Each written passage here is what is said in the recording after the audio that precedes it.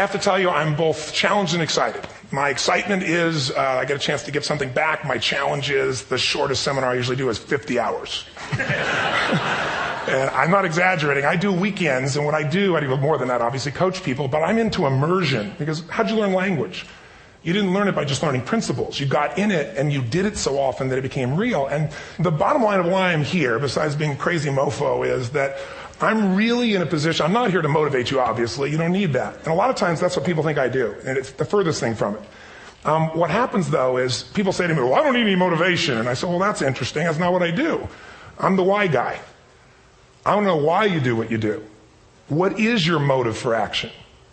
What is it that drives you in your life today, not 10 years ago, or are you running the same pattern? Because I believe that the invisible force of internal drive activated is the most important thing in the world. I'm here because I believe emotion is the force of life. All of us here have great minds. Most of us here have great minds, right? I don't know if I'm in the category, but we all know how to think. And with our minds, we can rationalize anything. We can make anything happen. We can, I agree with what was described a few days ago about this idea that people work in their self-interest. But we all know that that's bullshit at times. You don't work in your self-interest all the time. Because when emotion comes into it, the wiring changes in the way it functions. And so it's wonderful for us to think intellectually about how the life of the world is, and especially those who are very smart. We can play this game in our head, but I really want to know what's driving you. And what I'd like to maybe invite you to do by the end of this talk is explore where you are today for two reasons. One, so that you can contribute more. And two, so that hopefully we can not just understand other people more, but maybe appreciate them more and create the kinds of connections that can stop some of the challenges that we face in our society today. They're only going to get magnified by the very technology that's connecting us, because it's making us intersect. And that intersection doesn't always create the view of everybody now understands everybody and everybody appreciates everybody. So I've had an obsession basically for 30 years. And that obsession has been what makes the difference in the quality of people's lives? What makes a difference in their performance? Because that's what I got hired to do. I got to produce the result now. That's what I've done for 30 years. I get the phone call when the athlete is burning down on national television and they were ahead by 5 strokes and now they can't get back on the course.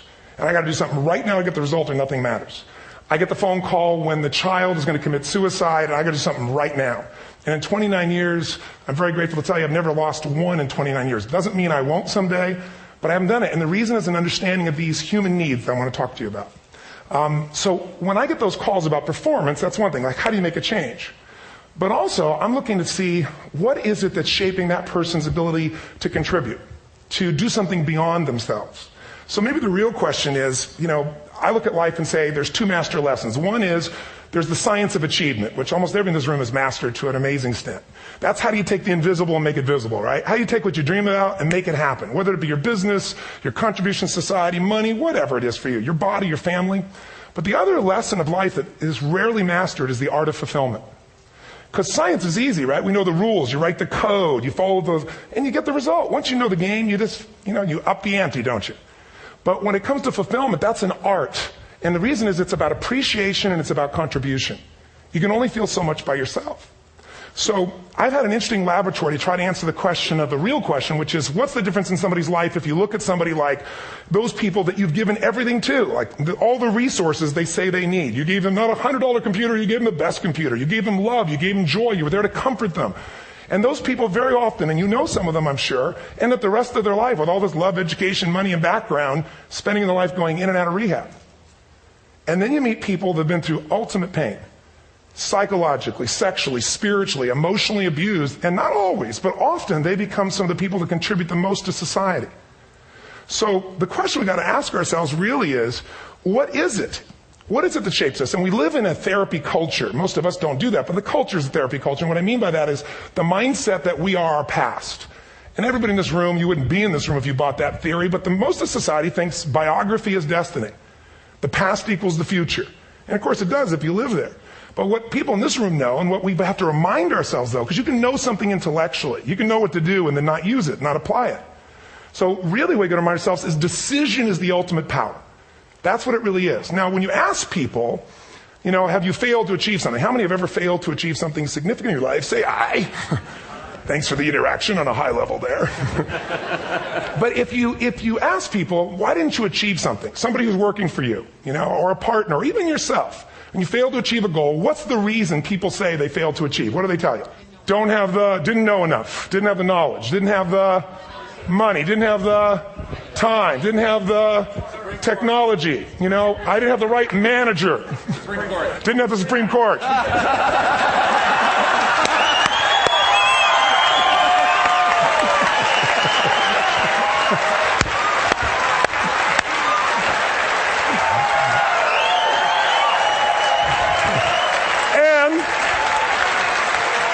And what do all those, including the Supreme Court, have in common? They are a claim to you missing resources. And they may be accurate. You may not have the money. You may not have the Supreme Court. But that is not the defining factor.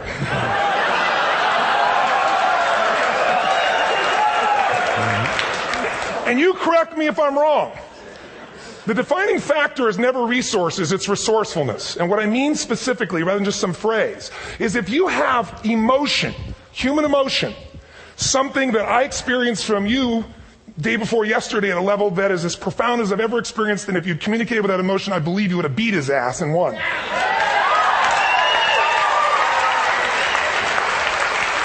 But how easy for me to tell him what he should do. Idiot, Robbins. But I know when we watched the debate at that time, there were emotions that blocked people's ability to get this man's intellect and capacity and the way they came across to some people in that day. Because I know people that wanted to vote in your direction and didn't, and I was upset. But there was emotion that was there. How many know what I'm talking about here? Say I. So emotion is it, and if we get the right emotion, we can get ourselves to do anything. We can get through it. If you're creative enough, playful enough, fun enough, can you get through to anybody, yes or no? If you don't have the money, but you're creative and determined enough, you find the way. So this is the ultimate resource, but this is not the story that people tell us, right? The story people tell us is a bunch of different stories. They tell us we don't have the resources, but ultimately, if you take a look here, flip it up if you would. They say, what are all the reasons they have in common? We've said that. Next one, please. He's broken my pattern, that son of a bitch. But I appreciated the energy, I'll tell you that. What determines your resources? We said decisions shape destiny, which is my focus here. If decisions shape destiny, what determines it is 3 decisions. What are you going to focus on? Right now, you have to decide what you're going to focus on. In this second, consciously or unconsciously, the minute you decide to focus on something, you've got to give it a meaning. And whatever that meaning is produces emotion. Is this the end or the beginning?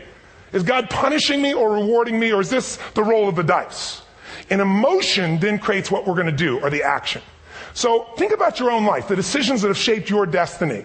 And that sounds really heavy, but in the last 5 or 10 years, 15 years, haven't there been some decisions you've made that if you made a different decision, your life would be completely different? How many can think of one, honestly? Better or worse? Say I. So the bottom line is maybe it was where to go to work, and you met the love of your life there. Maybe it was a career decision. I know the Google geniuses I saw here. I mean, I understand that their decision was to sell their technology at first. What if they made that decision versus to build their own culture? How would the world be different? How would their lives be different? Their impact. The history of our world is these decisions. When a woman stands up and says, no, I won't go to the back of the bus, she didn't just affect her life. That decision shaped our culture. Or someone standing in front of a tank. Or being in a position like Lance Armstrong and someone says to you, you've got testicular cancer. That's pretty tough for any male, especially if you ride a bike. Right? You got it in your brain, you got it in your lungs. But what was his decision of what to focus on? Different than most people. What did it mean? It wasn't the end, it was the beginning. What am I going to do? He goes off and wins 7 championships he never won once before the cancer because he got emotional fitness, psychological strength. That's the difference in human beings that I've seen of the 3 million I've been around. Because that's what my lab. I've had 3 million people from 80 different countries that I've had a chance to interact with over the last 29 years. And after a while, patterns become obvious. You see that South America and Africa maybe connect in a certain way, right? Other people say, oh, that sounds ridiculous. It's simple. So what shaped Lance? What shapes you? 2 invisible forces. Very quickly. 1, state. We all have had times. Have you had a time you did something and after you did it, you thought to yourself, I can't believe I said that. I can't believe I did that. That was so stupid. Who's been there? Say I. Have you ever done something after you do it? You go, that was me. Right? It wasn't your ability, it was your state. Your model of the world is what shapes you long term. Your model of the world is the filter. That's what's shaping us. That's what makes people make decisions. When we want to influence somebody, we got to know what already influences them. And it's made up of 3 parts, I believe. First, what's your target? What are you after? Which I believe it's not your desires. You can get your desires to goals. How many of you got a goal or desire and thought, is this all there is? How many have been there? Say aye. So it's needs we have. I believe there are 6 human needs. Second, once you know what the target that's driving you is, and you uncover it for the truth, you don't form it, you uncover it. Then you find out what's your map. What's the belief systems that are telling you how to get those needs? Some people think the way to get those needs is destroy the world. Some people is to build something, create something, love someone. And then there's the fuel you pick. So very quickly, 6 needs. Let me tell you what they are. First one, certainty. Now these are not goals or desires. These are universal. Everyone needs certainty that they can avoid pain, at least be comfortable. Now how do you get it? Control everybody, develop a skill, give up, smoke a cigarette. And if you got totally certain, ironically, even though we all need that, like you're not certain about your health or your children or money, you don't think about much more. You're not sure the ceiling's going to hold up. You're going to listen to any speaker. But while we go for certainty differently, if we get total certainty, we get what? What do you feel if you're certain? You know what's going to happen, when it's going to happen, how it's going to happen. What would you feel? Bored out of your mind. So God, in her infinite wisdom, gave us a second human need, which is uncertainty. We need variety. We need surprise. How many of you here love surprises? Say aye. Bullshit. You like the surprises you want. The ones you don't want, you call problems, but you need them. So variety is important. Have you ever rented a video or a film that you've already seen? Who's done this? Get a fucking life. Right? Why are you doing it? You're certain it's good because you read it before, saw it before, but you're hoping it's been long enough you've forgotten enough there's variety. Third human need, critical, significance. We all need to feel important, special, unique. You can get it by making more money. You can do it by being more spiritual. You can do it by getting yourself in a situation where you put more tattoos and earrings in places humans don't want to know. Whatever it takes. The fastest way to do this, if you have no background, no culture, and no belief in resources or resourcefulness, is violence. If I put a gun to your head and I live in the hood, instantly I'm significant. 0 to 10, how high? 10. How certain am I you're going to respond to me? 10. How much uncertainty? Who knows what's going to happen next? Kind of exciting. Like climbing up into a cave and doing that stuff all the way down there. Total variety and uncertainty. And it's significant, isn't it? So you're willing to risk your life for it. So that's why violence has always been around and will be around unless we have a consciousness change as a species. Now you can get significance a million ways, but to be significant, you got to be unique and different. Here's what we really need. Connection and love, fourth need. We all want it. Most people settle for connection because love's too scary. Don't want to get hurt. Who here has ever been hurt in an intimate relationship? Say aye. If you don't raise your hand, you'll have had other shit too. Come on. And you're going to get hurt again. Aren't you glad you came to this positive visit? But here's what's true. We need it. We can do it through intimacy, through friendship, through prayer, through walking in nature. If nothing else works for you, get a dog. Don't get a cat, get a dog. Because if you leave for 2 minutes, it's like you've been gone for 6 months when you show back up again 5 minutes later, right? Now, these first 4 needs, every human finds a way to meet. Even if you lie to yourself, even if you have split personalities. But the last 2 needs, the first 4 needs are called the needs of the personality, is what I call it. The last 2 are the needs of the spirit. And this is where fulfillment comes. You won't get fulfillment from the first 4. You'll figure a way, smoke, drink, do whatever, meet the first 4. But the last 2, number 5, you must grow. We all know the answer here. If you don't grow, you what? If a relationship's not growing, if a business is not growing, if you're not growing, it doesn't matter how much money you have, how many friends you have, how many people love you, you feel like hell. And the reason we grow, I believe, is so we have something to give of value. Because the 6th need is to contribute beyond ourselves. Because we all know, corny as it sounds, the secret of living is giving. We all know life's not about me, it's about we. This culture knows that. This room knows that. And it's exciting. When you see Nicholas up here talking about his $100 computer, the most passionate, exciting thing is here's a genius, but he's got a calling now. You can feel the difference in him. And it's beautiful. And that calling can touch other people. In my own life, my life was touched because when I was 11 years old, Thanksgiving, no money, no food, and we're not going to starve, but my father was totally messed up. My mom was letting him know how bad he messed up. And somebody came to the door and delivered food. My father made 3 decisions. I know what they were briefly. His focus was, this is charity. What does it mean? I'm worthless. What do I got to do? Leave my family, which he did. The time, one of the most painful experiences of life. My 3 decisions gave me a different path. I said, focus on, there's food, what a concept. You know? Second, but this is what changed my life. This is what shaped me as a human being. Somebody's gift. I don't even know who it is. I thought, my father always said, no one gives a shit. And all of a sudden, somebody I don't know, they're not asking for it, this is giving our family food, looking out for us. It made me believe this. What does it mean? That strangers care.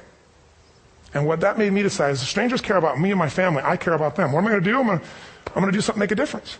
So when I was 17, I went out one day on Thanksgiving. It was my target for years, have enough money to feed 2 families. Most fun thing I ever did in my life, most moving. Then next year I did 4. And I didn't tell anybody what I was doing. Next year, 8. I wasn't doing it for brownie points, but after 8, I thought, shit, I could use some help. So sure enough, I went out, and what did I do? I got my friends involved, and I grew companies, and then I got 11 companies, and I built a foundation. Now, 18 years later, I'm proud to tell you, last year we fed 2 million people in 35 countries through our foundation, all during the holidays, Thanksgiving, Christmas, in all the different countries around the world. It's been fantastic. Thank you. So I don't tell you that to brag. I tell you because I'm proud of human beings because they get excited to contribute once they've had the chance to experience it, not talk about it. So finally, I'm about out of time, the target that shapes you, here's what's different about people. We have the same needs, but are you a certainty freak? Is that what you value most, or uncertainty? This man here couldn't be a certainty freak if he climbed through those caves. Are you driven by significance or love? We all need all 6, but whatever your lead system is tilts you in a different direction. And as you move in a direction, you have a destination or destiny. The second piece is the map. Think of that as the operating system tells you how to get there. And some people's map is, I'm going to save lives even if I die for other people. And they're a fireman. Somebody else says, I'm going to kill people to do it. They're trying to meet the same needs of significance, right? They want to honor God or honor their family, but they have a different map. And there are 7 different beliefs. I can't go through them because I'm done. The last piece is emotion. I say one of the parts of the map is like time. Some people's idea of a long time is 100 years. Somebody else says is 3 seconds, which is what I have. And the last one I've already mentioned that felt you. If you got a target and you got a map, and let's say, I can't use Google because I love maps, and they haven't made it good for Macs yet. So if you use MapQuest, how many have made this fatal mistake of using MapQuest at some time? You use this thing and you don't get there. Well, imagine if your beliefs guarantee you can never get to where you want to go. The last thing is emotion. Now, here's what I'll tell you about emotion. There are 6,000 emotions that we all have words for in the English language, which is a linguistic representation, right? It changes by language. But if your dominant emotions, when I have more time, I have 20,000 people or 1,000, and I have them write down all the emotions that they experience in an average week. And I give them as long as they need. And on one side, they write empowering emotions, the other is disempowering. Guess how many emotions people experience? Less than 12. And half of those make them feel like shit. So they got 5 or 6 good frickin' feelings, right? It's like they feel happy, excited, oh shit, frustrated, overwhelmed, depressed. How many of you know somebody who no matter what happens finds a way to get pissed off? How many know somebody like this? Or no matter what happens, they find a way to be happy or excited. How many know somebody like this? Come on. When 9/11 happened, and I'll finish with this, I was in Hawaii. I was with 2,000 people from 45 countries. We were translating 4 languages simultaneously for a program that I was conducting for a week. The night before was called Emotional Mastery.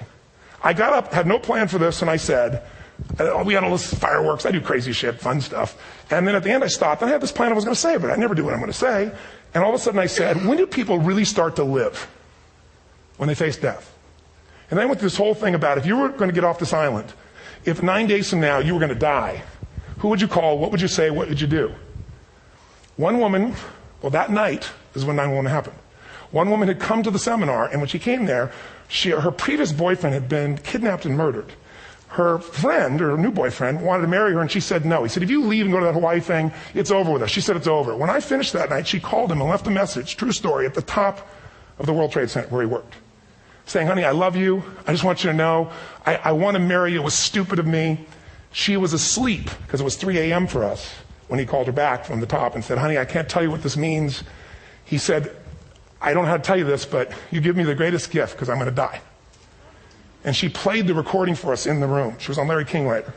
And he said, you're probably wondering how on earth this could happen to you twice. And he said, all I can say to you is, this must be God's message to you, honey. From now on, every day, give your all, love your all. Don't let anything ever stop you. She finishes, and a man stands up and he says, I'm from Pakistan. I'm a Muslim. I'd love to hold your hand and say I'm sorry, but frankly, this is retribution. I can't tell you the rest because I'm out of time.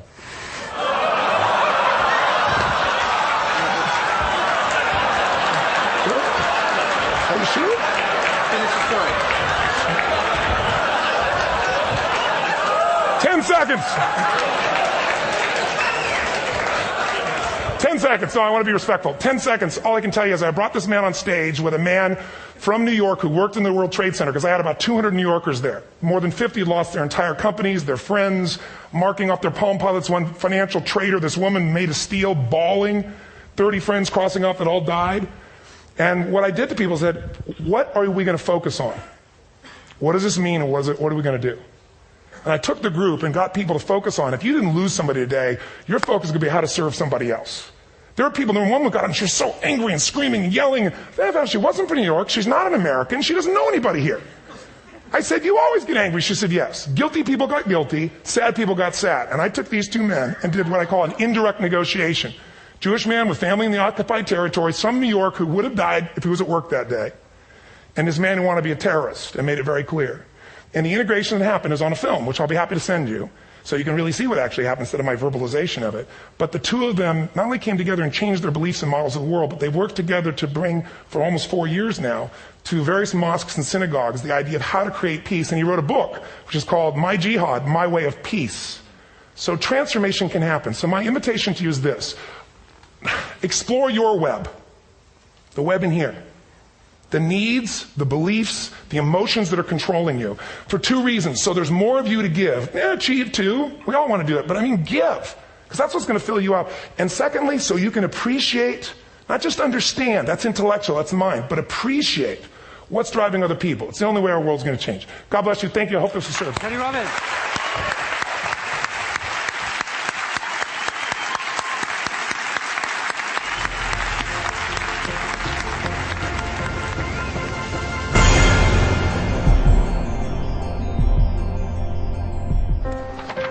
What if great ideas weren't cherished? What if they carried no importance? Or held no value?